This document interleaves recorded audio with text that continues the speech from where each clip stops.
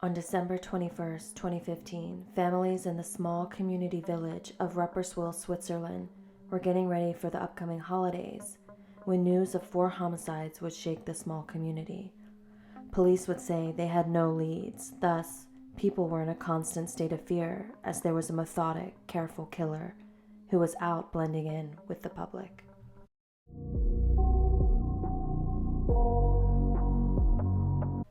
The day started out like any other in the sleepy town of Rupperswil. With a population of about 5,000 people, it was known to be a safe and small community. When smoke was seen coming from a home, neighbors quickly called first responders. They would eventually put out the flames, but they would make a tragic discovery inside. They would find the deceased bodies of 4 people. However, despite being found in a burned home, they quickly realized they did not die from the flames. They had been bound and gagged, and each person had their throat cut. They would be identified as mother 48-year-old Carla Shauer and her 2 sons, 13-year-old Davon and 19-year-old Dion, as well as Dion's girlfriend, 21-year-old Simona. Shockwaves went through the town, as the family was well liked and had no enemies. Police had no leads and didn't know where to look, so they put out a reward of 100,000 Swiss francs for any information that could help lead to an arrest. The police would put 40 of their investigators on the case, as this was one of the biggest crimes in Swiss history. During the investigation, police would collect DNA and fingerprints from family and friends, and interviewed those that knew the family, but it led nowhere. The pressure to find the family's killer was mounting. People were terrified that it seemed a family was killed at random in broad daylight, and everyone was scared that it could happen again. The police decided to reach out to tech giant Google and asked for all IP addresses of computers that had searched for the family name prior to the date of the horrific murders. This would be the break in the case that the police so desperately needed, because it yielded only one IP address that had searched their name on multiple occasions. It led the police to a man named Thomas Nick. Thomas was 33 years old, had no criminal record, and was known as a quiet man who mostly kept to himself. He worked as a staff member for a local football club, and he was known to walk his 2 huskies around the area, oftentimes with his mother, who he lived with. By all accounts, he was a normal guy, but police would learn some interesting things about him as they continued to investigate.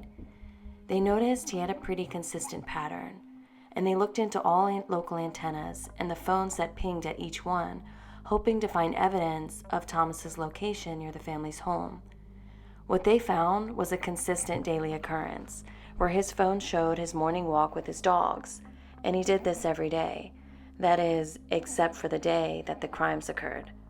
The evidence gathered by antenna records showed that on the particular morning, Thomas had put his phone on airplane mode. Now, after months of no leads, police had finally hit on promising evidence gained through the help of technology. But they were still missing the most important part: DNA evidence. They devised a plan to get Thomas Nick's DNA.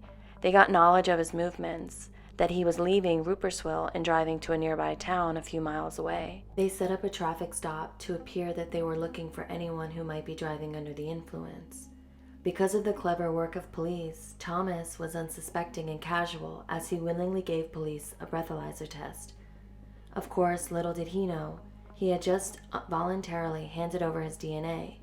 Police would immediately take his DNA to be compared with what was found in the family home, and to their relief, it was a match.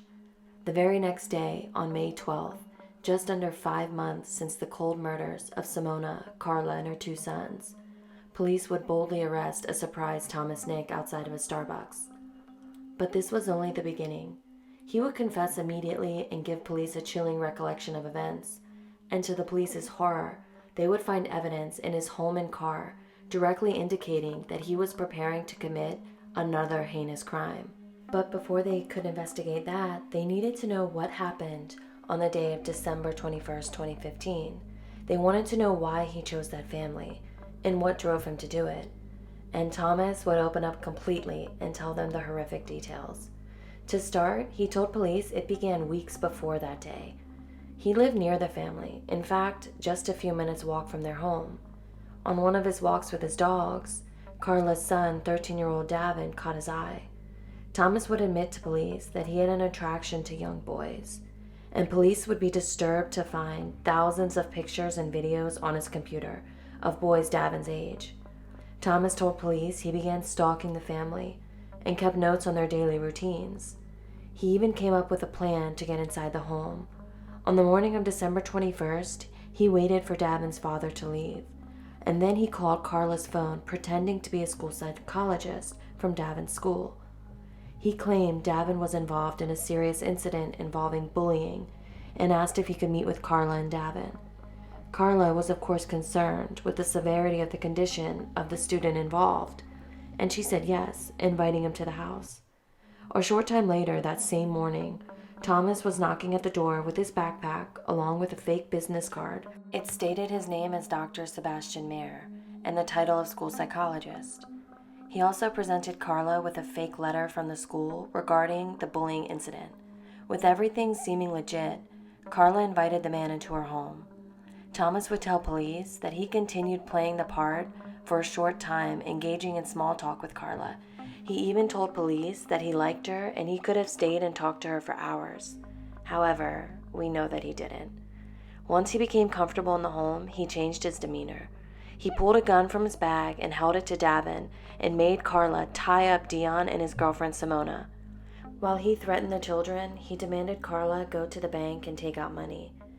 It's unknown why Carla didn't alert police or get help while she was at the bank. We can speculate endlessly, but he obviously said something to control her.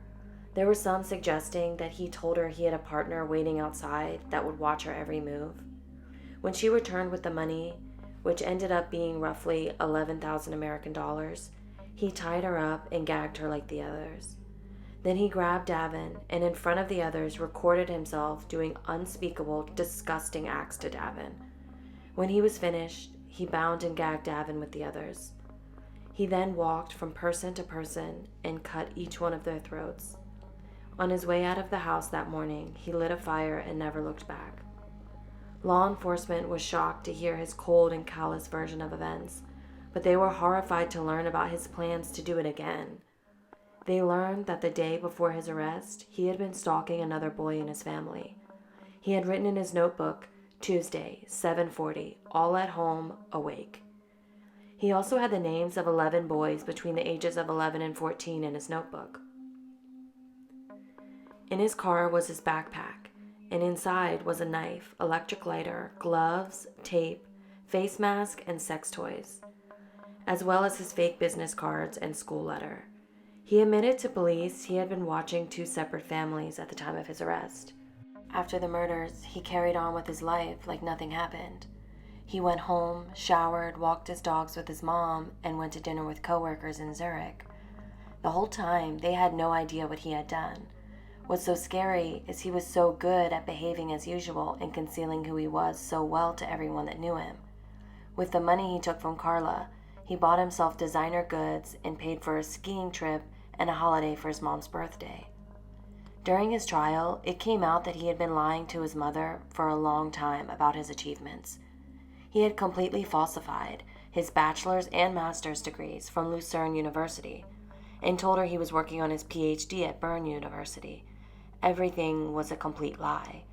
He claimed he felt bad after the murders, but this is doubtful because he was preparing himself to do it again when he was arrested. He was well-spoken during his trial and was articulate as he described his headspace leading up to and during the crime. He expressed remorse and shame mostly only as it relates to his mom finding out what a monster he was. His primary motive was his sick fantasy involving Davon, but he also carefully planned for the money and the murders. He appeared calm and controlled of his actions that day. Now, if you're thinking he was thrown in prison, never to see freedom again, you'd be wrong. While he was handed a life sentence on December 18, 2018, after 15 years, he can apply for early release. And if he sees a psychiatrist while he's in prison and can be convincing that he's no longer a threat to society, Swiss law can potentially allow him out. Now, this does seem unlikely, but Thomas actually believes in the future he'll be out and he'll be able to care for his mother. He hopes to see himself sitting by a fire with his dogs by his side. but I think I speak for everyone when I say, as long as Simona, Carla, Dion, and Davon are gone, Thomas should rot in prison. Thank you for watching, and I'll see you in the next one.